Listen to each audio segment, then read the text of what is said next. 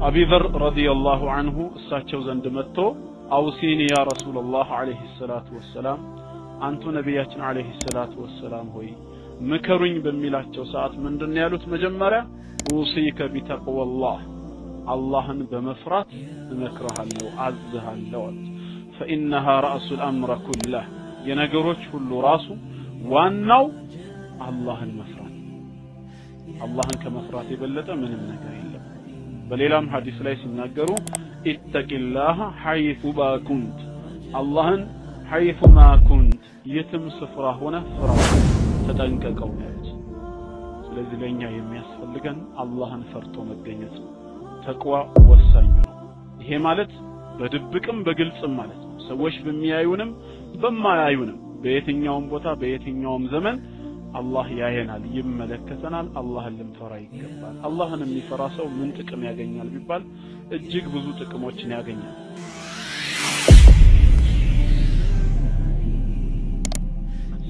ዛሬ ሰው ኑሮ አስጨንቆታል አሳብዶታል የዲኑም ጉዳይ ሌላም ነገር አንድ ላይ ሲደራረቡ ሰው ተጨንቋል ወርዝቁ من حيث لا يحتسب የኑሮም ጉዳይ ያጣበበው ሰው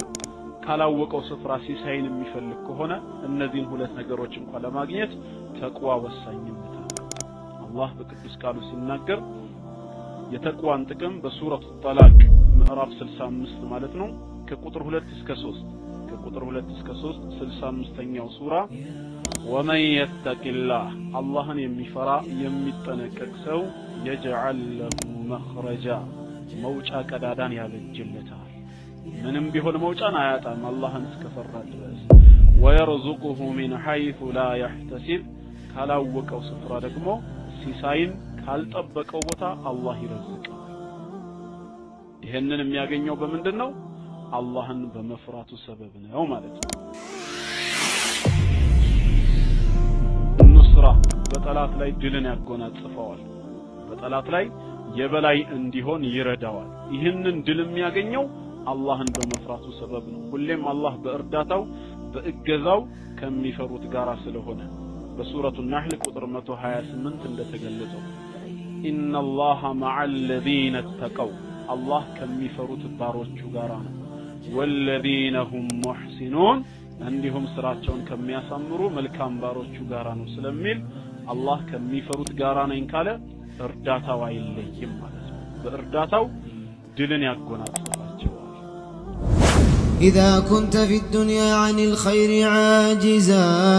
فما أنت في يوم القيامة صانع أعوذ بالله السميع العليم من الشيطان الرجيم بسم الله الرحمن الرحيم الحمد لله رب العالمين والصلاة والسلام على رسول الله صلى الله عليه وعلى آله وصحبه ومن والاه أجمعين وبعد فموضوعنا اليوم إن شاء الله يكون حول التقوى يزاري رؤساتنا سلا تقوى الله مفرات بتملكته هنا إن شاء الله አጠር ያለ ቆይታ ነው የምናደርገው ተቅዋ በእስላም ውስጥ ያለው ቦታ አላህን የሚፈሩ ሰዎች የሚያገኙት ትሩፋቶችና አላህን ለመፍራት የሚጋብዙ ነጥቦች ምንድናቸው የሚለውን አጠር ባለ መልኩ ገልጽላችኋለሁ ኢንሻአላህ ተቅዋ በቁርአን ውስጥ በብዙ ቦታ ተገልጿል ከነዛ ውስጥ አንደኛው በሱረቱ ኒሳ ምዕራፍ 4 ቁጥር 1 ላይ ያለው ጌታችን አላህ يا أيها الناس እናንተ ሰዎች ሆይ اتقوا ربكم الذي خلقكم من نفس واحدة يا كأنديت نفس ፈጠራችሁ የሆነውን ከአደም ያስገኛችሁ የሆነውን ጌታችሁን አላህን ፍሩት ተጠንቀቁት የትም ስፍራ ሆናችሁ እሱ ያዘዛችሁን በመታዘዝ የከለከላችሁን ነገር በመራቅ ጌታችሁን አላህን ፍሩ وخلق منها زوجها ይሄ ጌታችሁ ማለት ከአንዲት ነፍስ አደምን እናንተን ማስገኘቱ ብቻ ሳይሆን ከጎን አጥንቱ ደግሞ መቆናጆ የምትሆነውንም ሴት የፈጠረለት ጌታ ነው ከራሱ ከጎን አጥንቱ ለራሱ ሚስት የምትሆነውን እናታችንን ሐዋን አለይሃ ሰላም የአላህ ሰላም በሷ ላይ ይሁን ከጎኑ ፈጥሮለታል وبث منهما رجالا كثيرا ونساء በሁለቱ ግንኙነት ደግሞ እስከዛሬ ድረስ በምድር ላይ የምንመለከታቸውን እጅግ ብዙ ወንዶችንና ሴቶችን የበተነ ነው። በአደምና ሐዋ ግንኙነት ምክንያት በምድር ላይ ብዙ ወንዶችን ብዙ ሴቶችን አላህ ፈጥሯል፣ በትኗል። ይሄን ጌታ ፍሩት። ወተቁላህ አሁንም አላህን ፍሩት።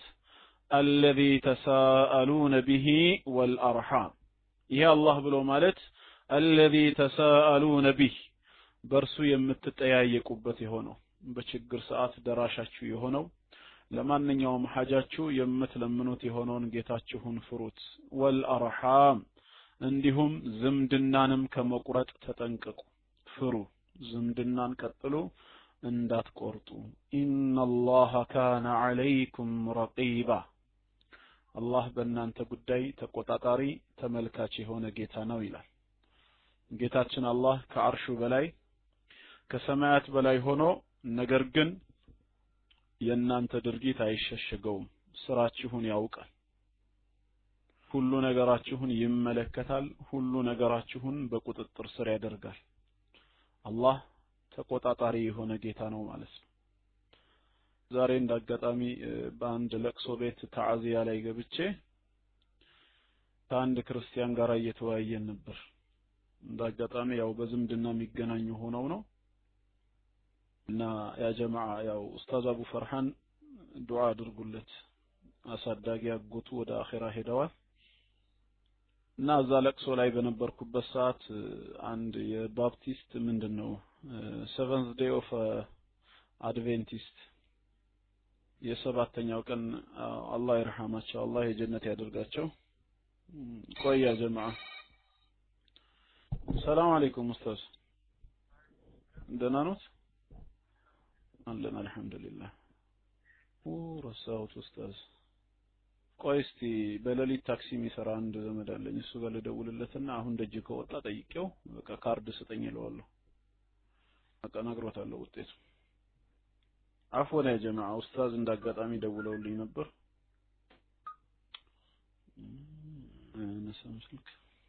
خير ኢንሻአላህ ወደ ቶፒካችን እንመለስ እና seventh day of adventist ይሄ ሰባተኛው ቀን አድቬንቲስት ቸርች ቅዳሜን የሚያከብሩ እና አንድ ሰው ነበረ፣ ከሱ ጋር እየተወያየን ነበረ እና በውይይታችን መሃል ይሄ ነጥብ ተነሳ። ያው ክርስቲያኖች ሁሉንም በጠየቋቸው እግዚአብሔር በሁሉ ስፍራ ነው ያለው ብሎ አይደለም ያምኑት። በውይይታችን መሃል ያው አጋጣሚው ተነሳና በእስላም ውስጥ ያለውን ነገርኳቸው። እኛ ሙስሊሞች ይሄ አይነት አመለካከት የለንም። ጌታችን አላህ በዛቱ ወይም በህልውናው ከአርሹ በላይ ነው። ከሰማያት ከፍጥራን ሁሉ በላይ በመሆን ፍጥረተ ዓለሙን እንዳለ ይቆጣጠራል። ፍጥረተ ዓለሙን በጠቅላላ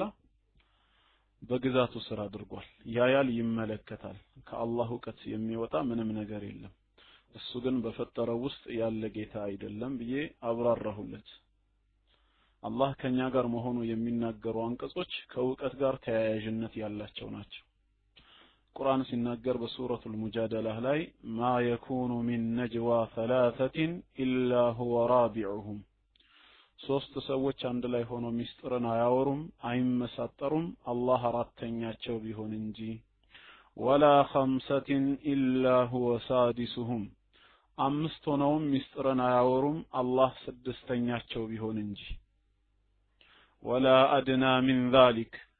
ከዚህ ያነሰ ቁጥር ሆነውም ሚስጥርን አያወሩም አይሾካሾኩም ወላ አክሰር የበለጠ ሆነውም እንደዚሁም ደግሞ ሚስጥርን አያወሩም ኢላ ሁወ መዐሁም አይነማ ካኑ የትም ስፍራ ቢሆኑ አላህ ከነሱ ጋር አብሯቸው ቢሆን እንጂ ይላል። ይሄ አሁን ለኛ የሚያስተላልፈው መልእክት የቁርአኑ አንቀጽን በቀጥታ የሚናገረው መዕየቱል ዒልም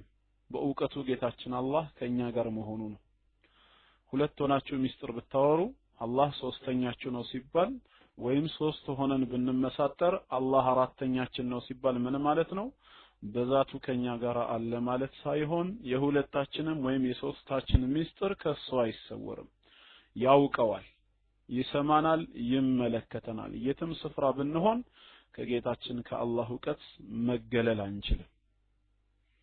ግን አላህ ግን በዛቱ ከአርሹ በላይ ያለ ጌታ ነው ከፍጡራን ሁሉ በላይ ያለ ጌታ ነው الرحمن على العرش استوى ኃያሉ አላህ ከአርሹ በላይ ከፍ አለ ተብሎ በቁርአን እንደተገለጸው በሰባት ቦታ አቢል አሊያ ረሂመሁላህ እኚህ ታላቅ ታቢዒ ኢማሙ አልቡኻሪ ኪታቡ ተውሂድ ላይ እሳቸውን ዋቢ አድርጎ እንደገለጸው ኢስተዋ የሚለውን ቃል አይ አላ ከአርሹ በላይ ሆነ በማለት ገልጸውታል ጌታችን አላህ ከሰማያት በላይ ስለሆነ ዒሳን አለይሂ ሰላም አላህ ወደ ሰማያት ሲያነሳው በረፈዐሁ አላሁ ኢለይህ አላህ ወደ እርሱ አነሳው ተብሎ እንደተገለጸው ያንኑ የቁርአን ሐሳብ ነው የሚያሳየው ቁርአናዊ ማረጋገጫዎች ማለት ነው ሱብሃንአላህ እንኳን ስንል በሱጁድ ላይ ሆነን በዛቱ ማለት ህልውና ማለት ነው ዛት ማለት ፍሊር ሐልወት ወይም ዛት ህልውና ጌታችን አላህ ዛት አለው ነብያችን አለይሂ ሰላቱ ወሰለም ተፈከሩ ፊ ኩሊ ሸይ ወላ ተፈከሩ ፊ ዛቲላህ ብለዋል በሁሉ ነገር ላይ አስተንትኑ በአላህ ዛት በሱ ሐልወት ወይም ህልውና ግን አትመራመሩ ማስተንተን አትችሉም የአላህን ኃይል ማንነቱን ሰው ውስን በሆነው ማንነት ሊገድበው ሊያውቀው ስለማይችል ማለት ነው እና ዛት ማለት ሐልወት ይባላል ህልውና ማለት ነው ማንነት ገብቶሃል አሁን ፍሊር ኸይር ያው ክርስቲያን ወገኖቻችን እንደሚጠቀሙት አካል ብለን እኛ አንጠቀምም ወኢያከ ሐቢቢ አካል የሚለውን ቃል ሙስሊሞች አንጠቀመውም አካል የሚለው የአማርኛው ትርጉም በአረብኛው ምንድነው ጂስም ነው ጂስም ደግሞ ማ ወረደ ፊል ኪታቢ ወሱና ኢስባተን ወላ ነፊያን በሱናም ሆነ በኪታብ በቁርአን ውስጥ የአላህ ባህሪም ሆኖ በኢስባት መልክ አልመጣም ባህሪው አይደለም ተብሎ ውድቅ በሆነ መንገድም አልተገለጸም እንደዚህ አይነትና አምሳሎቹ ምን አልፋዚል ሙጅመል ጥቅላዊ የሆኑ ቃላቶች ይባላሉ ተወቁፍ የምናደርግባቸው ከመጠቀም የምንታቀብባቸው ናቸው ዛት ግን ስለተገለጸ መጠቀም እንችላለን ማለት ነው ሐልወት ወይም ህልውና ይባላል እና ሱጁድ ላይ እንኳን ሆነን የአላህን ታላቅነት የአላህን የበላይነት እንዳንረሳ ምንድነው የሚባለው ዚክር ሱጁድ ላይ ያለ ሰው ምን ይላል ሱብሃነ ረቢየል አዕላ አይደለም ይለው አዎ ታላቁ ጌታዬ ከጎደሎ ባህሪያቶች ሁሉ ጥራት ተገባው ከፍ ያለው የላቀው ቁርአንም ምን ይላል ሰቢህ እስመ ረቢከል አዕላ ነው የሚለው ሰቢህ ከጎደሎ ባህሪያት ሁሉ አጥራ እስመ ረቢክ የጌታህን ስም አልአዕላ ከሁሉ በላይ ከፍ ያለና የላቀ ዑሉወ ዛት ዑሉወ القدر ዑሉወ المكان ማለት ነው በዛቱም በህልውናው በቦታም በክብርም ከሁሉ በላይ ከፍ ያለ ማለት ነው ዛት አካል አይደለም ሀረጎ ዛት አካል አይደለም አካል ማለት ጂስም ነው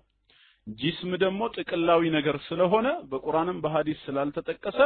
ሙስሊሞች አንጠቀመውም ምናልባት ያንን የሚጠቀም ሰው ምን ለማለት እንደፈለገ ነው የሚጠየቀው እስቲፍሳል ከሱ ያስፈልጋል ዝርዝር ማብራሪያ ጂስም ለማለት የፈለገው ልክ በደም በስጋ በአጥንት የተገነባ ሰውነት ማንነት ማለት ነው ካለ ለይሰ ከሚፍሊሂ ሸይ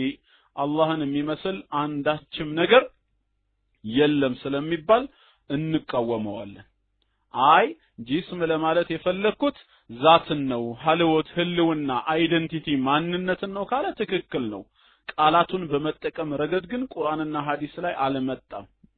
ጂስም የሚለው ዛት ግን በሐዲስ ስለተጠቀሰ ዛትን እንጠቀማለን አሁን ዛት ሲባል ምንድነው ህልውና ማለት ነው ማንነት አካል ደግሞ ራሱን የቻለ ሌላ ፓርት ነው ማለት ነው ሐረጎ ተረዳኸኝ አሁን አስማኡ ሲፋት ተውቂፊያ ነው በቁርአንና በሐዲስ ላይ የተገደበ ነው ቃዒዳዎች አሉት ሙስሊሞች ከሚከተሏቸው መርሆች መካከል አንደኛውና ግንባር ቀደሙ አልኢስባቱ ማ አስበተሁ አላሁ ተዓላ ለነፍሲሂ አው አስበተ ለሁ ረሱሉሁ ሰለላሁ ዐለይሂ ወሰለም ፊ ቀውሊሂ አላህ በቅዱስ ቃሉ በቁርአን ላይ ለራሱ ያጸደቀው ወይ ነብያችን አለይሂ ሰላቱ ወሰለም በሐዲስ ላይ ስለ አላህ ባህሪ የተናገሩት ያጸደቁት ካለ እኛም እናጸድቀዋለን ነፍይም እንደዛው ውድቅ ስናረግ ما نفاه الله عز وجل عن نفسه في كتابه أو نفاه عنه رسوله صلى الله عليه وسلم في سنته الله በቅዱስ ቃሉ ላይ ይሄ የኔ ባህሪ አይደለም አይገባኝም ብሎ ከራሱ ላይ ውድቅ ያደረገው ካለ ወይ ነብያችን አለይሂ ሰላቱ ወሰለም ለአላህ የሚገባው ባህሪ አይደለም ብለው ካስተማሩን እኛም ውድቅ እናደርገዋለን ለምሳሌ ከነፍይ ነው እንቅልፍን ውድቅ ማድረግ ቁርአን لا تأخذه سنة ولا نوم ማንገላጀትም እንቅልፍም አትይዘውም ስለሚል تعالى ربنا أن ينام እንላለን ጌታችን ከመተኛት ጥራት ይገባው በሐዲስም ልክ እንደዛው ምን ብለው አስተምረውናል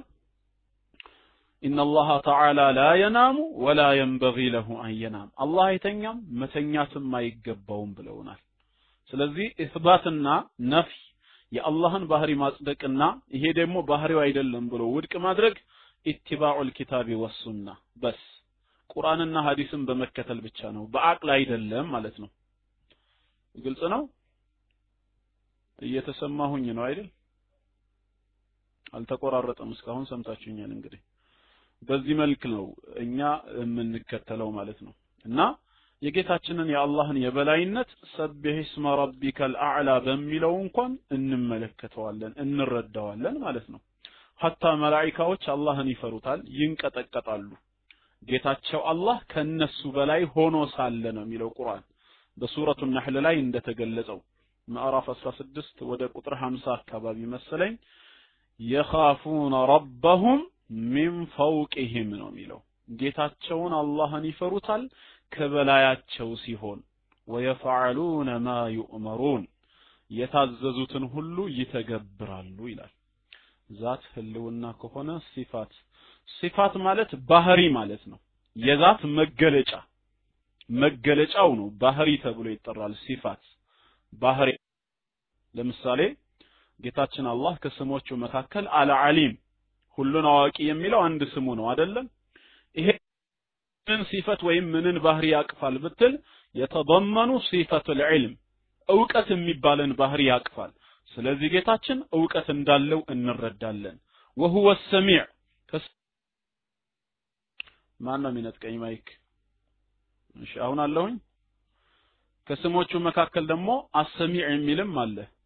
ይሄ አሰሚዕ የሚለው ስሙ ምንን ያቅፋል ካልክ የተضمن صفة السمع መስማት የሚባልን ባህሪ ለአላህ ያጸድቅልናል ያረጋግጥልናል ስለዚህ ሲፋት ማለት ባህሪያት ማለት ነው አባ ሹዓይብ ግልጽ ነው ተረዳ አባ ሹዓይብ ፀሐይ እንዲቆምላቸው አላህ ያደረገው ማን ይባላሉ ኦኬ ከቶፒኩ እየወጣችሁ እየጠየቃችሁ ነው ነብይ ነው እንዴ ዩሹዕ ኢብኑ ኑን ነው ለነገሩ በሐዲስ ተጠቅሷል በመጽሐፍ ቅዱስ ኢያሱ ይባላል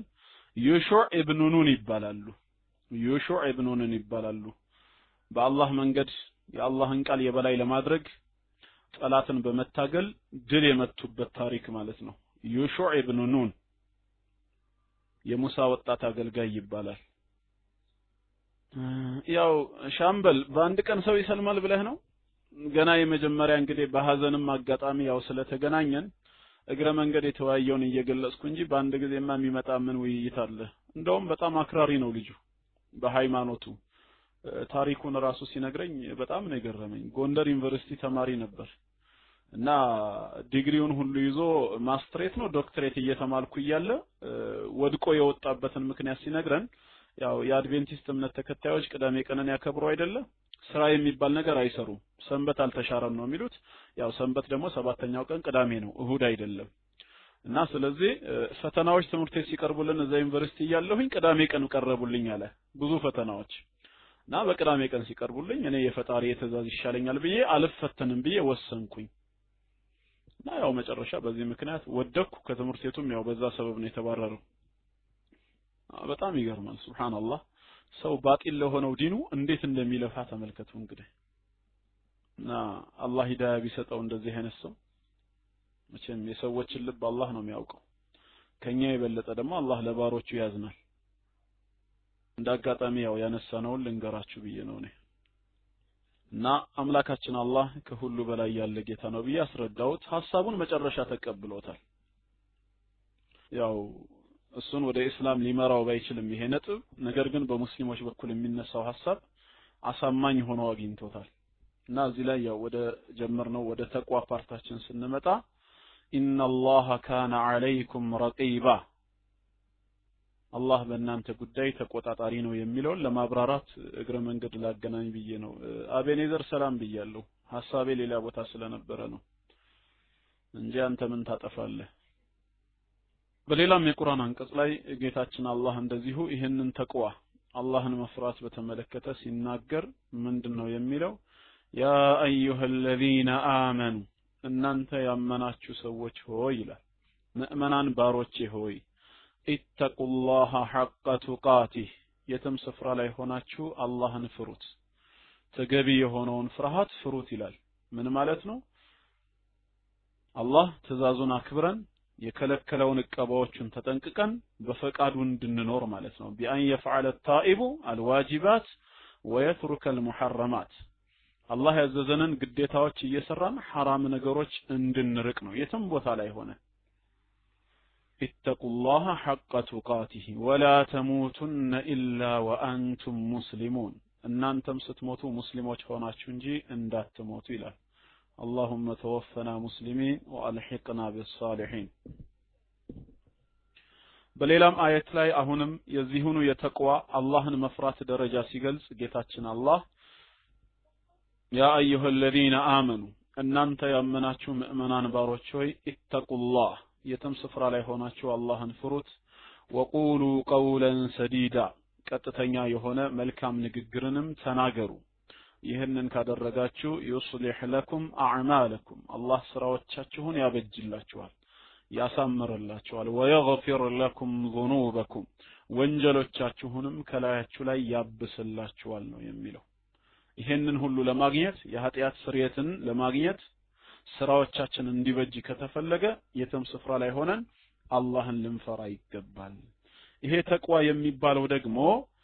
ወሲየቱላሂ ሊጀሚዕ ኸልቂሂ አልአወሊን ወልአኺሪን አጠቃላይ ለፍጡራኖቹ በጠቅላላ ለመጀመሪያዎቹም ለመጨረሻዎቹም አላህ ያዘዘው ትእዛዝ ነው አሚን ሃን አላህ ይርዳን ነቢያቶችን ሁሉ ያዘዘበት ነገር ነው قال تعالى በሱረቱ ኒሳ 131ኛው አንቀጽ ላይ ወለቀድ ወሰይና الذين اوتوا الكتاب من قبلكم ወለቀድ ወሰይና በርግጥ ማዘናል ትእዛዝን አስተላልፈናል الذين اوتوا الكتاب من قبلكم ከናንተ በፊት እነዚያ መጽሐፍ የተሰጣቸውን ወኢያኩም እንዲሁም እናንተንም ጭምር አዘናቸዋል ምን በማለት አንተቁላህ አላህን ፍሩ ተጠንቀቁ በማለት አዘናል ነው የሚለው ስለዚህ ይሄ ተቅዋ ለነቢያት ሁሉ የተሰጠ ትምህርት ነው ማለት ነው እና አላህን መፍራት ለኛ የሚያዋጣ የትም ስፍራ ሆነን አቡበክር ሲዲቅ ረዲየላሁ ዐንሁ ሲናገሩ ምንድነው ያሉት ተቅዋን ሲያብራሩት ተቅዋ ማለት አልዓመሉ ቢተንዚል والخوف من الجليل والاستعداد ليوم الرحيل والقناعة بالقليل ብለዋል ተቅዋ ማለት العمل بالتنزيل الله ባወረደው ህግ መስራት በአላህ ሸሪዓ መተዳደር والخوف من الجليل علي بن ابي طالب ናቸው ሲዲቅ አይደሉም እንዴ خليفة الرابع علي ናቸው خير እሺ እሳቸው ከሆኑ جزاك الله ስናይፐር እና والخوف من الجليل የአላህን ታላቅነት ከበሬታውን መፍራት والاستعداد ليوم الرحيل ነገ ለምንጓዝበት ዓለም ለአኺራው ከወዲሁ ዝግጅት ማድረግ والقناعة بالقليل ያለኝ ይበቃኛል በሚል ሐሳብ በትንሽ ነገር መብቃቃት ባለው ትንሹ ይበቃኛል ብሎ መብቃቃት እውነተኛ ተቅዋ ማለት ይሄ ነው አቡ ሹዓይብ ምናልክ አላህ እጅ አይን ወዘተ አለው ስንል አካላዊ አገላለጽ አይመስልም ወይ አልክ ታዳ ተሽቢህ ማለት አላህን በፍጡር መመሰል ማለት እኮ ራሱ ይሄ ነው አላህን በፍጡር መመሰል የሚባለው ይሄ ነው ስለ ጌታችን ስለ አላህ ስናወራ ስለ አላህ እጅ ስለ አላህ አይን በሚነገረን ሰዓት ያ እጅና የኛ አይን የሚታወሰን ከሆነ تشبيه الخالق بالمخلوق ፈጣሪ አላህን በመخلوቁ በፍጡሩ መመሰል ማለት ይሄ ነው ተርጓሚው ኢስባቱ ሲፈት ላ ኢስባት ከይፍ ነው የምንለው ሲፈትን አንድን የአላህን ባህሪ ማጽደቅ አንድን የአላህን ባህሪ በቁርአንና በሐዲስ ላይ እንደመጣው መናገር ማለት ከይፍያውን መግለጽ ማለት አይደለም ለምንድነው ስለ አላህ እጅ ሲነገር የሰው እጅ ትዝ የሚለን ለምንድነው ስለ ጌታችን እይታ ወይም ስለ አይኑ ሲነገር የኛ አይነት ትዝ የሚለን ለምንድነው ነው ግን ይሄ ለምን በመላእክቶች ውል ብሎ ያውቃል መላእክው ጅብሪል እጅ አለው ቢባል መላእክው ጅብሪል እግር አለው ቢባል መላእክት እንኳን ሆኖ ይያለ ግን የሱ እጅና እግር ምን አይነት ነው ተበላችሁ ብትጠየቁ ልክ እንደኔ ብላችሁ ተመልሳላችሁ አትመልሱም አላየነውም ትላላችሁ ታዳ መላእክው ጅብሪል መخلوቅ ነው እንደኛው የተፈጠረ ነው ታዳ እንደኛ የተፈጠረ መخلوቅ ሆኖ እንኳን የሱ ማንነት ከኛ ጋር አይመሳሰልም ከተባለ خالق السماوات والارض የሰማያትና የምድር ፈጣሪ የሆነው አላህ በምን መልኩ ነው ከኛ ጋር የሚመሳሰለው ለዚህ ነው ዑለማዎች ምን ይላሉ الاشتراك في الاسم لا يدل الاشتراك في المسمى የስም አንድነት ወይም የስም መገናኘት የተሰየመውን ነገር አንድነት ሊገልጽ አይችልም አሉ ምን ማለታቸው ነው ለምሳሌ ጌታችን አላህ ከቅዱስ ስሞቹ መካከል አርረኡፍ ረሂም ለባሮቹ እጅግ በጣም ሩህሩህና አዛኝ የሚል ስም አለው አይደለም እነዚህ ሁለት ስሞች ለነቢያችን አለይሂ ሰላቱ ወሰለም ተሰጥተዋል لقد جاءكم رسول من انفسكم ከናንተው ጎሳ ከአረብ ዝርያ የሆነ መልእክተኛ አላህ ልኮላችኋል ይሄ መልእክተኛ ማለት አዚዙን አለይሂ ማ አኒቱም የናንተ ችግር የናንተ መከራ በሱ ላይ የሚጸናበት የሆነ ችግራችሁ የሚያስከፋው ተመልከቱ ሐሪሱን አለይኩም መልካም ነገሮችን ሁሉ እንድታገኙ የሚጓጓላችሁ የሆነ መልእክተኛ አላህ በርግጥ ልኮላችኋል ቢልሙእሚኒና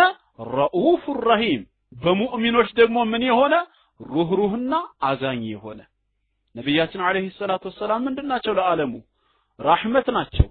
ታዲያ እዚህ ጋር ረኡፉር ረሂም ተብለው ተገልጸዋል ሲባል አላህ ደግሞ አርረኡፉር ረሂም ተብሎ ተገልጿል ከተባለ የአላህ ረአፋ የአላህ ረህማ እዝነትና ርህራሄ ከነቢያችን አለይሂ ሰላቱ ወሰለም ጋር አንድ ነው ብሎ ድምዳሜ ውስጥ ይሄዳል እንዴ አይሄድም የጌታችን ረህመት የጌታችን ርህራሄና እዝነት አላማ የሊቁ ቢጀላሊሂ ወዐዘመቲሂ እንደ አምላክነቱ እንደ ክብሩ በሚገባው በሚልቀው መልኩ ነው የመخلوቁ ረህመት ደግሞ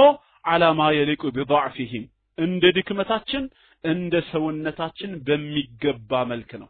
ጌታችን አላህ አርረዛቅ ሲሳይን ሰጪ ነው አይደለም ሲሳይ ከሱ ዘንድ እንጂ ከማንም ሊመጣ አይችልም ታዲያ ይሄ ከመሆኑ ጋር የቤተሰብ ኃላፊዎችን በቅዱስ ቁርአን ውስጥ በተለይ ባለቤትና ልጆችን ለባል ምን የሚል ትእዛዝ ተሰጥቶታል ፈርዙቁሁም አላህ ከሰጣችሁ ሲሳይ ረዝቋቸው ይላል በሌላ ቦታ ላይ አላህ ረዛቅ ነው የሚለውን ስላነበባችሁ እዚህ ጋር የቤተሰብ ኃላፊ የሆነው ባል ሚስትህንና ልጆችህን ረዝቅ ተብሎ ኃላፊትና ተሰጥቶታልና የአላህ ሪዝቅና የባል ሪዝቅ አንድ ነው ተብሎ ድምዳሜ ይሰጣል አይሰጥም ማለት ልክ እንደዛው ስለ ጌታችን አንድ ሲፈት አንድ ባህሪ በሚወራ ሰዓት እጅም ይሁን አይን ወይም እስቲዋ ወይም ኑዙል ኢለ ሰማይ ዱንያ ወደ ምድራዊ ሰማይ መውረድ ሲባል ከመخلوቁ ጋር የምናስብበት የምናገናኝበት ቀዳዳ ሊኖር አይገባም ነው አለበዛ ሊተራሊኛ ምናውቀው የምንረዳው ይሄንኑ ነውና ከመخلوቁ ጋራ እንዳይመሳሰልብን እኔ እንጃ ሐሳቡ ለምን አእምሮ ላይ ውል ይላል ለሚለው ኡካሻ አይዶን ነው ምናልባት ያው ሁላችንም ከዚህ ውጪ ያላየነው ነገር ነው ሰው ማየት የሚችለው ፊት ለፊቱ ያለውን ብቻ ነው ስለዚህ ሐሳቡ ላይ በአእምሮ ውል ቢል ያው የሰው ልጅ ከዚህ ውጪ ሌላ አዲስ ነገር ስላላየ ማሰብ የሚችለው ደግሞ ያያቸውን ነገሮች ብቻ ስለሆነ በዛ ተገድቦ ሊሆን ይችላል ግን አንድ ነገር ስለጌታችን አላህ ተነገረን ተብሎ ያ የተነገረን ነገር ስሙ ከመخلوቁ ጋር ቢመሳሰል አንድ አይነት ነው ለማለት ግን ምንም ቀዳዳ የሚከፍት አይደለም እንደዚህ አይነቱን ማቀዳዳ ከከፈተ ጌታችን አላህ አያየም ብለን መናገር መቻል አለብና አይሰማም ልንል ነው ለምን ያያል ይሰማል ሲባል የኛ እይታና መስማት ትዝል ይለን ነው እንደኛ እይታና መስማት ደግሞ አይደለም ከተባለ የዛኔ ሪዛልቱን ምን ልናረጋው ነው አያየም አይሰማም ልንል ነው تعالى الله عما يقول الظالمون علوا كبيرا الله كሁሉም ጥራት ይገባው በደለኞች በሱ ላይ ከሚቀጥፉት ቅጥፈት حتى عبد الله بن عباس رضي الله عنهما ሲናገሩ ምንድነው ያሉት ጀነት ውስጥ ስላለው ጸጋ ጀነት ውስጥ ስላለው ኒዕማ ليس في الجنة شيء مما في الأرض إلا الأسماء ያሉት ተመልከቱ እንግዲህ ሁለቱም መخلوቆች ሆነው ግን ስም እንጂ ሌላ ነገር ሊያገናኛቸው አይችልም ተብሎ የተገለጸ በጀነት ብዙ ጸጋዎች አሉ አላህ የጀነት ሰው ይበለን ብርቱካን ሙዝ የመሳሰሉ ኒዕማዎች ይኖራሉ ታዲያ እዚህም ዱንያ ላይ ብርቱካን ሙዝ እኮ ገበያ አለ ብላችሁ ጥያቄ ብታነሱ ምን አለው አብዱላህ ኢብኑ አባስ ليس في الجنة شيء مما في الأرض በጀነት ውስጥ አንዳችም ነገር የለም ዱንያ ውስጥ ካለው አንፃር ሲታይ ኢላ الأسماء ስሞች ብቻ ነው ይላል ስሙ ነው በጀነት የምታገኙት ዱንያ ላይ ሙዝና ብርቱካን የምትሉት ጀነትም ሙዝ ብርቱካን ተብሎ ስም ታገኛላችሁ አመል ከይፊያ ስለ ይዘቱ ስለ ቅርጹ ስለ ጥፍጥናው ግን ምንም የሚያቀራርባቸው ነገር የለም የጀነቱ ሌላ የዱንያው ሌላ ታዲያ በስም እንጂ በሌላ አይገናኙም የተባሉት ሁለቱም መخلوቆች ከሆኑ ኻሊቅና መخلوቅ ፈጣሪያችን አላህና እኛ ተፈጣሪ ፍጡሮቹ እንዴት ልንራራቅ ነው ስለ አላህ ምንም ነገር ልናስብ አንችልም ማለት ነው فكل ما خطر ببالك فالله مخالف لذلك እንደተባለው ባንተ አእምሮ ስለ አላህ ምንም ውል የሚል ነገር ካለ አላህ አንተ ውል ካለብህ ወይም ካሰብከው ነገር ተቃራኒ መሆኑን እወቅ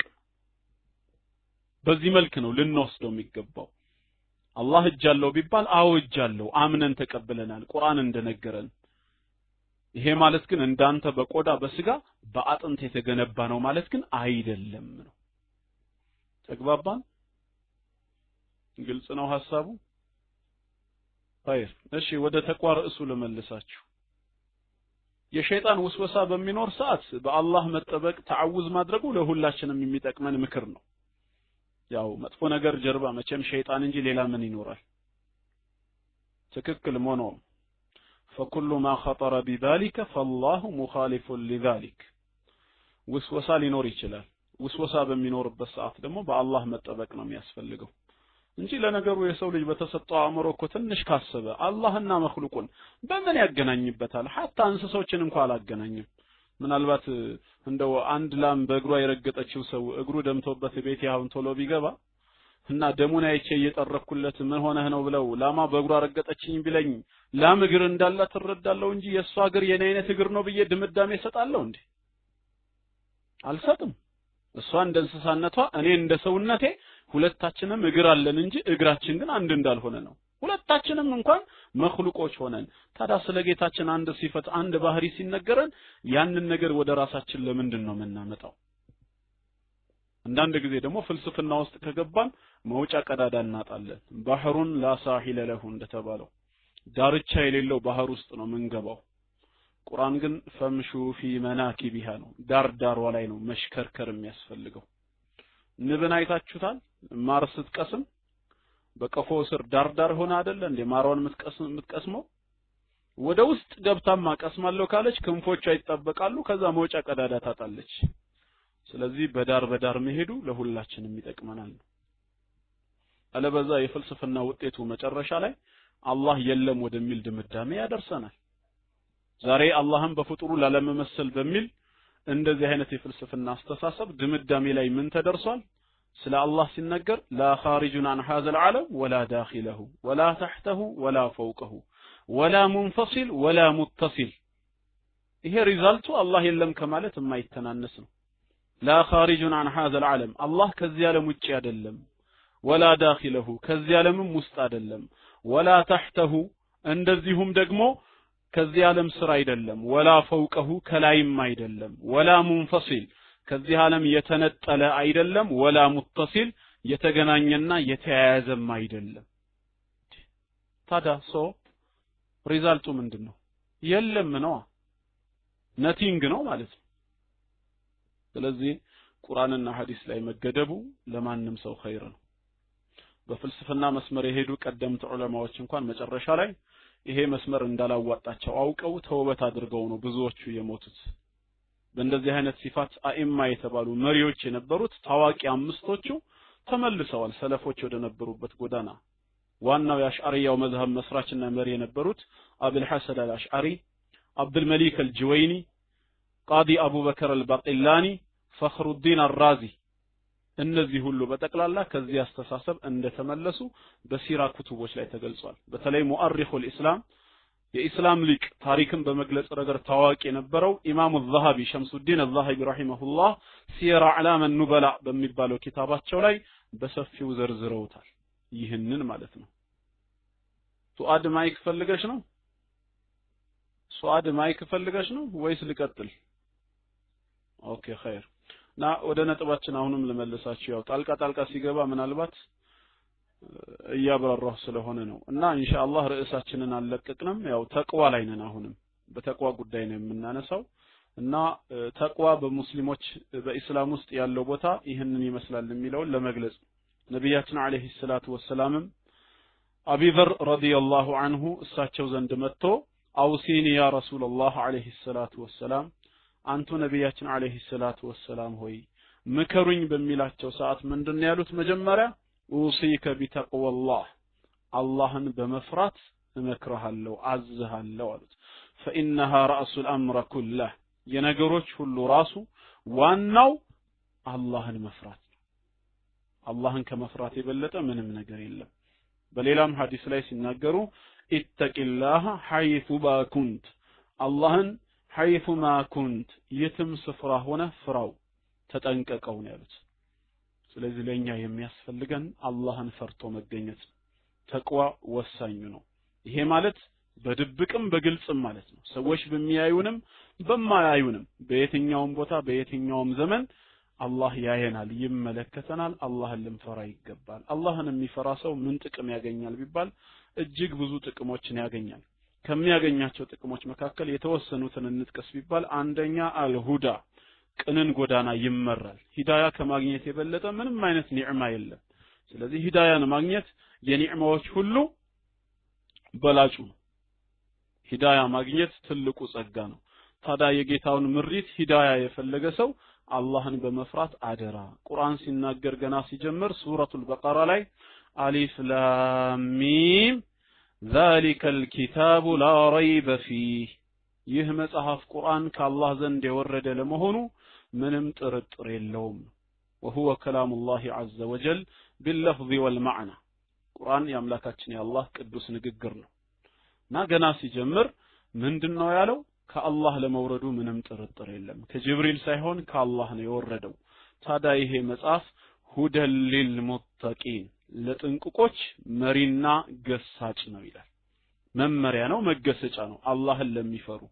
እና አላህን መፍራት የቁርአንን ሂዳያን ያስገኝልናል። ከቁርአን ዘንድ ያለውን ምሪት ያስወፍቀናል። ተቅዋ አንድ ይሄ ጥቅም አለው። ሁለተኛ አልመግፊረቱ ወልዕልም የኃጢአት ስርየትንና ዕውቀትን ያወርሳል። አንድ ሰው አላህን የሚፈራ ከሆነ ኃጢአቱ ይሰረዝለታል። እንደዚሁም ደግሞ ወልዕልሙ ዕውቀትን ይለገሳል። ዕውቀትን ማግኘት ኃጢአት ስርየትን ማግኘት ትልቅ እድል ነው። ይሄም አላህን ለፈራ ነው። ይህም በቁርአን እንደተገለጸው ሱረቱል አንፋል ቁጥር 29 በምዕራፍ 8 ቁጥር 29 ላይ ኢንተተቁላህ አላህን ብትፈሩ ብትጠነቀቁ የጀዐል ለኩም ፉርቃና እውነትን ከውሸት የምትለዩበትን ብርሃን ያደርግላችኋል። አይ ዒልመን ትፈሪቁነ ቢሂ በይነ አልሐቅ ወልባጢል በእውነትና በሐሰት መካከል የምትለዩበትን ዕውቀት ይለግሳችኋል ማለት ነው። ወልሁዳ ወበላል በጥሜትና በምሪት መካከል ያሉትን ለይታችሁ እንድታውቁ ወልሐላል ወልሐራም ሐራምና ሐላልን ለይታችሁ እንድታውቁ አላህ ይረዳችኋል። ይሄን ሁሉ ግን የምታገኙት ምንድነው? አላህን በመፍራት በቃ ዲዩቲ አላህን መፍራት ይህንን ጥቅም ያስገኛል። ወተቁላህ ወዩዓሊሙኩሙላህ እንዳለው አላህን ፍሩ፣ አላህ ያስተምራችኋል ያሳውቃችኋል እንዳለው ማለት ነው። ሶስተኛና አራተኛ ጥቅም ደግሞ المخرج من الغم والرزق من حيث لا يحتسب والمخرج من الغم ከጭንቅ መውጣት ዛሬ ሰው ኑሮ አስጨንቆታል አሳብዶታል የዲኑም ጉዳይ ሌላም ነገር አንድ ላይ ሲደራረቡ ሰው ተጨንቋል والرزق من حيث لا يحتسب የኑሮም ጉዳይ ያጣበበው ሰው ካላወቀው ስፍራ ሲሳይን የሚፈልግ ከሆነ እነዚህን ሁለት ነገሮች እንኳን ለማግኘት ተቅዋ ወሳኝነት አለው አላህ በቅዱስ ቃሉ ሲናገር የተቅዋን ጥቅም በሱረቱ ጠላቅ ምዕራፍ 65 ማለት ነው ከቁጥር 2 እስከ 3 65ኛው ሱራ ወመን የተቂላህ አላህን የሚፈራ የሚጠነቀቅ ሰው የጅዐል ለሁ መኽረጃ መውጫ ቀዳዳን ያበጅለታል ምንም ቢሆን መውጫን አያጣም አላህን እስከፈራ ድረስ ወየርዙቁሁ ሚን ሐይሱ ላ ይህተሲብ ካላወቀው ስፍራ ደግሞ ሲሳይን ካልጠበቀው ቦታ አላህ ይረዝቀዋል ይሄንን የሚያገኘው በምንድነው አላህን በመፍራቱ ሰበብ ነው ማለት ነው አምስተኛ ወንኑስራ በጠላት ላይ ድልን ያጎናጽፈዋል በጠላት ላይ የበላይ እንዲሆን ይረዳዋል ይህንን ድል የሚያገኘው አላህን በመፍራቱ ሰበብ ነው ሁሌም አላህ በእርዳታው በእገዛው ከሚፈሩት ጋራ ስለሆነ በሱረቱ ነህል ቁጥር 128 እንደተገለጸው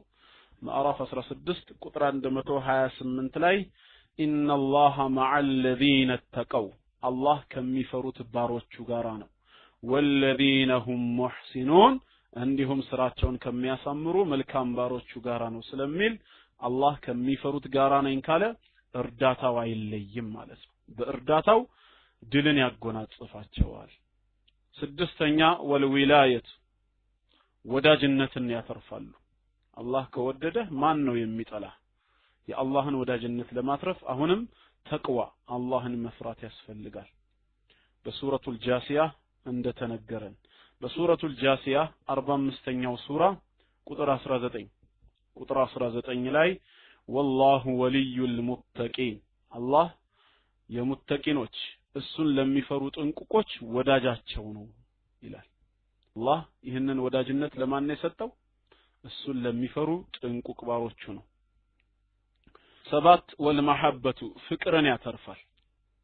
አላህ የሚወደው አላህ የሚያፈቅረው እሱን የሚፈሩትን ብቻ ነው ስለዚህ ይሄም አላህን በመፍራት የሚገኝ ነው በሱረቱ ተውባ ቁጥር 7 ላይ ተገልጿል በምዕራፍ 9 ሱረቱ ተውባ ቁጥር 7 ላይ ኢነላሃ ዩሂቡል ሙተቂን አላህ እሱን የሚፈሩትን ይወዳቸዋል ነው ስምንተኛ ወተይሲሪል ኡሙር ነገሮችን ሁሉ ገር ያደርግለታል አሁንም አላህን መፍራት በተቅዋ ላይ መገኘት ነገሮች ሁሉ እንዲገር እንዲሆኑ እንዳያጨናንቁ ተቅዋ ትልቅ መሳሪያ ይሆናል አላህን መፍራት ነገሮችን ሁሉ ያቀለዋል ጨነቀኝ የሚባለው ነገር ሁሉ አላህን በመፍራት ሰበብ ገር ይሆናሉ በሱረቱ ጠላቅ ቁጥር 4 65ኛው ሱራ አራተኛው አንቀጽ ላይ ወመን የተቂላህ አላህን የሚፈራ የሚጠነቀቅ ሰው የጅዐል ለሁ ሚን አምሪሂ ዩስራ ከየነገራቶቹ ሁሉ ገርን ነገር ያደርግለታል ብሏል ከየነገራቱ ገርን ነገር የሚያገኘው አላህን በመፍራቱ ሰበብ ነው አላህን መፍራት ነገሮችን ሁሉ ምን ያደርጋቸዋል ገር ያደርጋቸዋል ማለት ነው ዘጠነኛና አስረኛ ወጉፍራን الذنوب وعظام الأجور وغفران الذنوب ወንጀልን ይቅር ያስብላል ያስምራል وعظام الأجور ምንዳን ከአላህ ዘንድ የሚገኝን ሽልማት ታላቅን ስጦታ ደግሞ ከፍ ያደርጋል ይሄው ተቅዋ የሚባለው ነገር አላህን በመፍራት የሚገኝ لقوله تعالى ሱረቱ ጠላቅ እዛው ሱራ ቁጥር 5 ላይ 65ኛው ሱራ ቁጥር 5 ላይ ወመን የተቂላህ አሁንም አላህን የሚፈራ ሰው يكفر عنه سيئاته ኃጢያቶቹን ከላዩ ላይ ያብስለታል ይሰርዝለታል ويعظم له اجرا ምንዳውን ደሞዙን ከፍ ያደርግለታል አላህን ለፈራ ማለት ነው 11ኛው ደግሞ ወተቀቡሉ الأعمال የስራን ተቀባይነት ያገኛል ስራችን አላህ ዘንድ ተቀባይነት እንዲኖረው ልፋታችን ፍሬ እንዲያፈራ አላህን መፍራት አሁንም ትልቅ ሚና አለው لقوله تعالى በሱረቱል ማኢዳ 27 ላይ አላህ የተናገረው ቅዱስ ቃል አለ በዚህ ምዕራፍ 5 ቁጥር 27 ላይ የአንቀጹ መቋጫ ኢነማ የተቀበሉ الله من المتقين አላህ ስራቸውን የሚቀበለው ከጥንቁቆች ነው እሱን ከሚፈሩት ነው ተብሎ እንደተገለጸው አላህን መፍራት ስራ ተቀባይነት እንዲኖረው ይደርገናል ማለት ነው 12ኛ ወልፈላህ ነፃ መውጣት ደህንነት ሰላምን መጎናጸፍ ነፃ መውጣት ከምንፈራው ነገር መጠበቅ ይሄም አላህን በመፍራት የሚገኝ ነው ሱረቱ አሊ ኢምራን ቁጥር 130 በምዕራፍ 3 ቁጥር 130 ላይ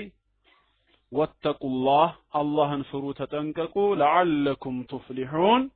ነጻ ትወጡ ዘንድ ትድኑ ዘንዳ አላህን ፍሩ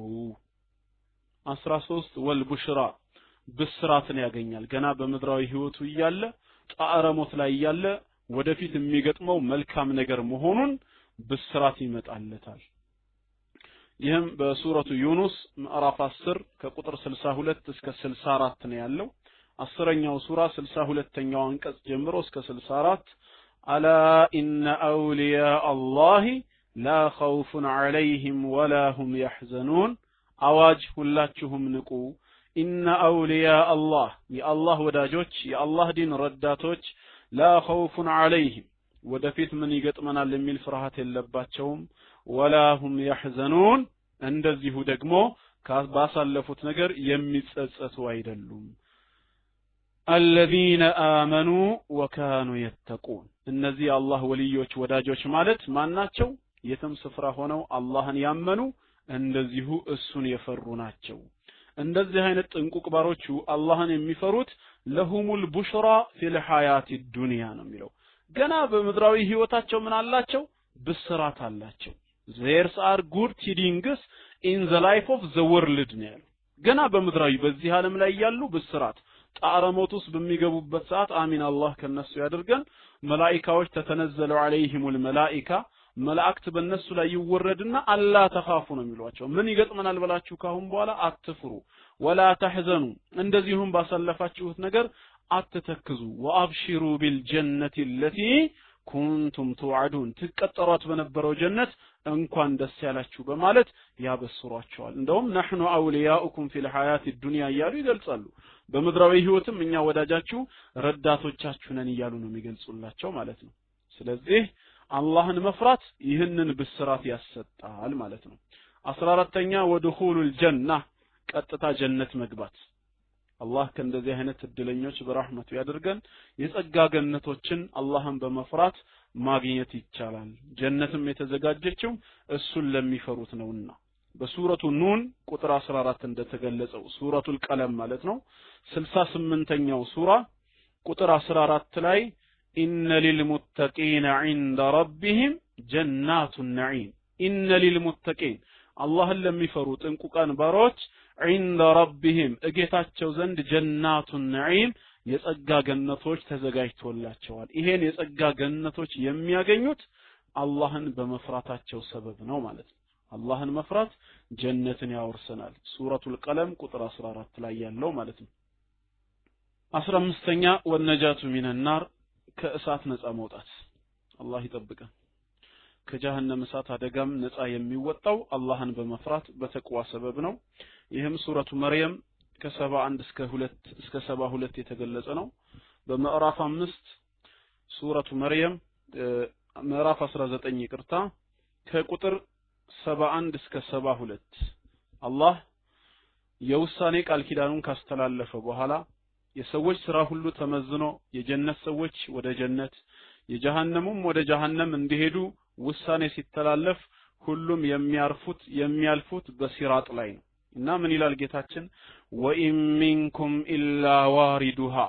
ከናንተ ውስጥ አንድም የለም በሷ በኩል አላፊ ወራጅ ቢሆን እንጂ ይላል በሲራጥ ማለት ነው ሲራጥ ማለት ከጸጉር የቀጠነ ከሰይፍ የሳለ ድልድይ ነው በጀሃነም ጀርባ ላይ የተዘረጋ ከሰይፍ የሳለ ከጸጉር የቀጠነ ድልድይ ነው ማን ያልፈዋል እንግዲህ ተመልከቱ አላህ እንደው በረህመቱ ያሳልፈን ሁሉም ሰው ካፊሩም ሙስሊሙም በሩም ፋጂሩም አመፀኛውም ደግ ሰሪውም ሁሉም ያልፈዋል ወኢን ሚንኩም ኢላ ዋሪዱሃ ብሏል ከናንተ ውስጥ አንድም ወራጅ እንጂ ሌላ የለም ሁሉም ያልፋል በጀርባዋ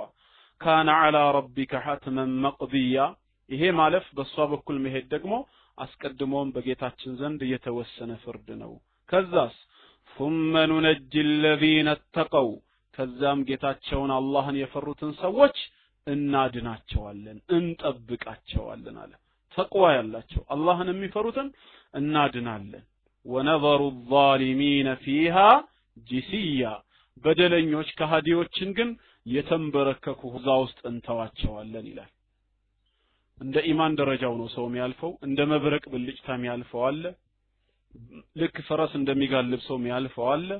እየተራመደ እየተንፏቀቀም እየዳኸ ሄዶ የሚያልፈውም አለ ካፊሩ ግን ተንበርክኮ በዛው የሚወድቅ ነው ማለት ነው እነዚህ 15 ነጥቦች እንግዲህ እስካሁን ያየናቸው ምንድናቸው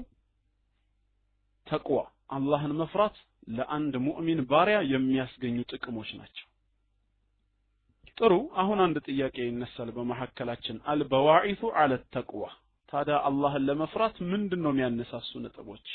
ሁላችንም አላህን ፈሪዎች ነን ይበልጥ ደግሞ ለአላህ ያለን ከበሬታ ለአላህ ያለን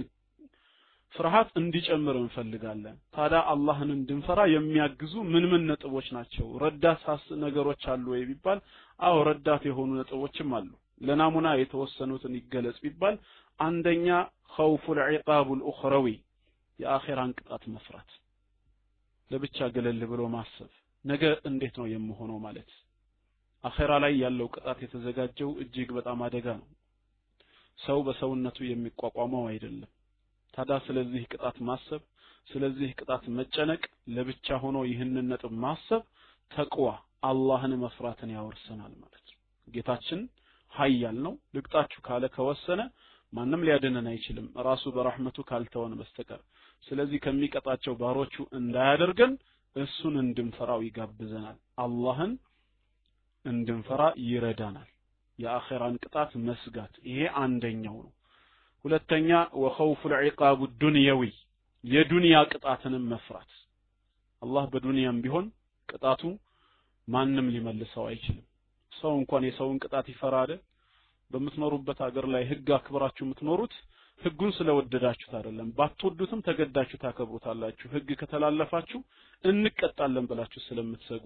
ስለዚህ የአላህን ህግ አለመጠበቅ በዚህ ዱንያ ላይ ለቅጣት ሊዳርገን ይችላል ብሎ ሰው ሊፈራ ይገባል የዱንያውንም ቅጣት መፍራት የዱንያውንም ቅጣት መስጋት አሁንም ወደ ተቅዋ አላህን ወደ መፍራት ይመራናል ማለት ነው ይሄ ሁለተኛው ረዳት ነው ሶስተኛ ወረጃኡ ثواب الدنيوي የዱንያን ምንዳ የዱንያን ሽልማት መውደድ ተስፋ ማድረግ በዱንያ ላይ አላህ የተሻለ ኑሮ እንዲያኖረን ሐያተን ጠይባ ብሎ በቁርአን የገለጻት ጥሩ ህይወት እንዲያኖረን የምንፈልግ ከሆነን ዱንያ እንድትመቸን የምንፈልግ ከሆነን ይሄንን ተስፋ የሚያደርግ ሰው አላህን ለመፍራት ይነሳሳል ማለት ነው ለምን አላህን በመፍራት ነው ያ ነገር የሚገኘው ስለዚህ የዱንያውን መልካም ነገር ተስፋ የሚያደርግ ሰው አላህን ይፈራል ማለት ነው አራተኛ ወረጃኡ ثواب الأخروي የአኺራን ምንዳ ታላቂቷን ሽልማት ጀነትን ተስፋ ማድረግ እሷን መከጀል አሁንም አላህን እንድንፈራ ይዳርገናል አላህን እንድንፈራ ይጋብዘናል እሱም በመፍራት ስለሆነ የሚገኘው የአኺራን ምንዳ ተስፋ የሚያደርግ ሰው ወደ ተቅዋ ይሄዳል አምስተኛ ወኸውፉል ሒሳብ ምርማሬን መፍራት ጌታችን አላህ ይተሳሰበናል ኦዲት ያደርገናል ወሁወ ሰሪዑል ሒሳብ ምርማሬው ፈጣን የሆነ ጌታ ነው ሰው እንኳን በህግ አካላት ተይዞ መመርመርን ይፈራል በሰው ማለት ነው ነገ አላህ ሲመረምረናል እኮ ከሱ ማምለጥ የሚችል ማንም የለም لا تزول قدم عبد يوم القيامة حتى يسأل عن 40 يا آدم ልጅ የአንድ ባሪያ ኮቴው እግሩ ተረከዙ አራት ነገሮችን ተጠይቆ እስኪመልስ ድረስ የውሙል ቂያማ አይንቀሳቀስም ነው የተባለው ስለ እድሜ ስለ ገንዘብ ስለ ጤና እንጠየቃለን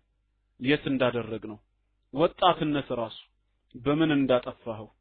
ገንዘቡን የታገኘኸው የታዋልከው የታፈሰስከው እንደዚህ አይነት ጥያቄዎች አሉ ይሄንን ተጠይቀ ሳትመልስ እግር አይንቀሳቀስም ከተባለ ከሆዲ ውስጥ መግባት ይጀምራል ማለት ነው ስለዚህ ጉዳይ ማሰብ ስለዚህ ጉዳይ ሁሌም መጨነቅ ወደ ተቅዋ ይወስደናል ማለት ነው ስድስተኛ ወልሐያኡ ሚን ነዘሪላህ ጌታችን አላህ ያየናል ብለን እሱን ልንፈራው ይገባል ሙራቀባ ማለት ነው በመናደርገው ነገር ሁሉ አላህ ያየን ነው እየተመለከተን ነው ብለን ሀያ ሼም እፍረት የሚባለው ነገር ሰው እንኳን ለሚያከብረው ነገር ብሎ መናገር የፈለገውን ነገር አረ ሼም ነው እኔ ለሱ ብዬ ነው የተውኩት ይላል ታዲያ ለሰው ተብሎ ሼም ካለ አላህን በመፍራት ሀያ አይኖርም ሼም የሚባል ነገር ለምን ዲን ውስጥ አይገባም ስለዚህ ሼም ሊኖረን ይገባል አላህን እያየን ነው ብለን ሙራቀባ ውስጥ ልናደርግ ይገባል ምንድነው ኢህሳን ማለት መላእክታው ጅብሪል ነብያችን አለይሂ ሰላቱ ወሰላምን ጠይቋቸው ኢህሳን ምንድነው ንገረኝ ሲላቸው አንተ አቡደላህ ከአንከ ተራህ አሉት አላህን ልታመልከው ነው ልትገዛው ነው ልክ እንደምታየው ሆነ አሉት ምን ማለታቸው ነው እዚህ ጋር ሲያብራሩት ፈኢን ለም ተኩን ተራህ አንተ ባታየውም አሉት በዚህ በስጋዊ አይነ በዱንያ ህይወትህ ይያለ አላህን ባታየውም ፈኢነሁ የራክ እሱ ያያል እያየህ ነውና ስታመልከው ልክ እንደምታየው ሆነ እየተቆጣጠረህ አድርገህ ልታመልክ ነው ኹሹዕ የሚባል ነገር ውስጣችን መኖር አለበት አላህ ይወፍቀን ይሄም ሌላው ወደ ተቅዋ የሚጋብዘን ነው ሰባተኛ ወሽኩር ሊላህ አላህን በተግባር ማመስገን አላ ኒዓሚሂ በዋለልን ጸጋ በመልካምነቱ በቸርነቱ ቢጣዓቲሂ እሱም በመታዘዛችን አላህን ልናመሰግን ይገባናል ተግባራዊ ምስጋና ይሄ ወደ ምን ይወስደናል ወደ ተቅዋ ይወስደናል በመላስ ከሆነ ሐምድ ነው አልহামዱሊላሂ ረቢል ዓለሚን እንላለን ሹክር ከሆነ ደግሞ የተሰጠንን ጸጋ የተሰጠንን መልካም ነገር ለሌሎች እናካፍላለን ወይም አላህ በሚወደው ነገር እንጠቀምበታለን በተግባር እናውላዋለን ይህም ተቅዋን ያወርሰናል ማለት ነው ሌላው ለተቅዋ አላህን ለመፍራት የሚጋብዝ ስምንተኛ ነጥብ ወለዕልም ዕውቀት ሃይማኖታዊ ዲን ሃይማኖትን መማር ዲናችንን መማር ራሱ አላህን የምንፈራ ሰዎች ያደርገናል አላህን መፍራት በረካ አለው ለዚህ ነው አላህ በቅዱስ ቃሉ እሱን ስለሚፈሩት ባሮቹ ሲናገር እነማን ናቸው ያለው ኢንማ የኽሸላህ ሚን ዒባዲሂ አልዑለማ አላህን ከባሮቹ መካከል እጅጉን የሚፈሩት አልዑለማ ዑለማዎች ናቸው አዋቂዎቹ ናቸው ነው ያለው አላህን ፈሪዎቹ ዑለማዎች ናቸው ማንነቱን ተምረዋል አውቀዋል በቁርአንና በሐዲስ ያገኙት ግንዛቤ አለ ያ ነገር ወደ ምን ይወስዳቸዋል ማለት ነው ወደ ዕውቀት ይወስዳቸዋል ወደ ፍርሃት አላህን ወደ መፍራት ያሸጋግራቸዋል ስለዚህ ዲንን ማወቅና መማር ተቅዋን ያወርሰናል ማለት ነው እና ኢንሻአላህ ያ ጀማዓ አሁን ባየነው መልኩ እንግዲህ ተቅዋ በእስላም ውስጥ ይሄን ያህል ቦታ አለው አላህ ከሙተቂኖች ያድርገን አላህ እሱን ከሚፈሩ መልካም ባሮቹ ይመድበን ኢንሻአላህ